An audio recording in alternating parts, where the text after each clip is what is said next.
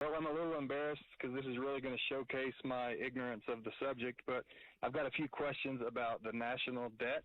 Who do we owe this $33 trillion to? Why, as a country, did we borrow it in the first place? Mm-hmm. Is it even possible or logical for our federal government to pay off this debt and operate debt-free? Those are great questions. Well, who we owe the money to, or whoever bought the Treasury bills, are called T-bills. And the Treasury of the United States issues a bond, and if you buy that bond, then that means that if I buy a, $100,000 Treasury bond, that means the United States of America owes me $100,000 if I bought that bond, and it pays me a certain interest rate. Now, I know they're never going to pay the bond, or if they do, they're going to pay it by issuing another one. Yeah. Okay? Which is, if it actually ever does come due, that's how they do it. They'll issue another set to cover the ones that are coming due. But I also know that I can sell that bond at any moment because the credit rating of the United States of America is still strong. Okay?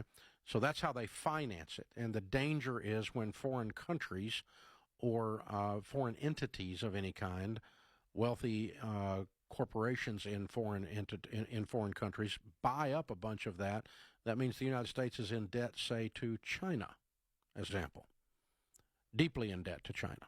It's a little dangerous politically. But it's not like they can call the debt. It's not like they can repo Kentucky.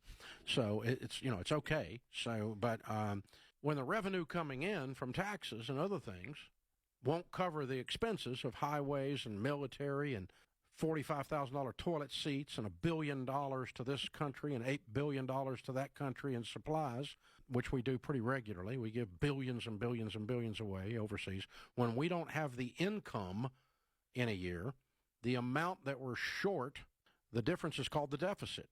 And the amount that we borrow has gone up every year because we keep spending, not just spending more than we make, but every year spending more than we make.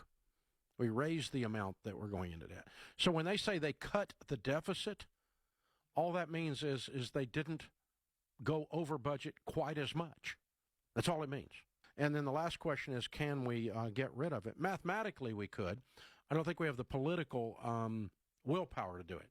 Because as soon as you tell your Uncle Henry, who gets a subsidy because he runs a dairy farm from the U.S. government, that he's not going to get that subsidy anymore because we're cutting our expenses, then he's not going to vote for that congressman. And that congressman is going to get replaced by a congressman who will spend money like he's a drunken congressman, right?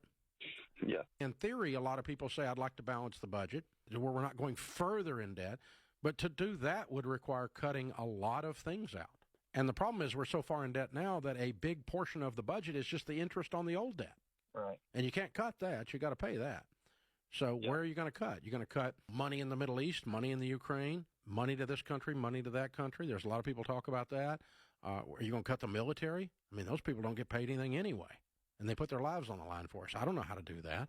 The amount of hate that it would generate because of the number of lives it would touch to cut everything necessary to cut to get it down to balance I don't know if anybody's got the political capital to pull that off, either side.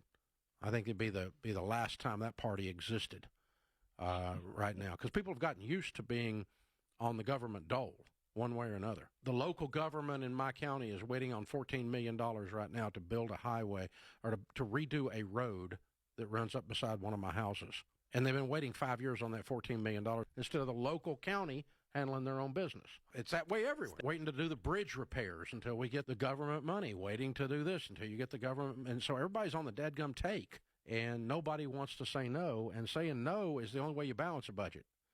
When you do it at home, Casey, when I do it at home, the way I live on less than I make is I look at the kids and I say no.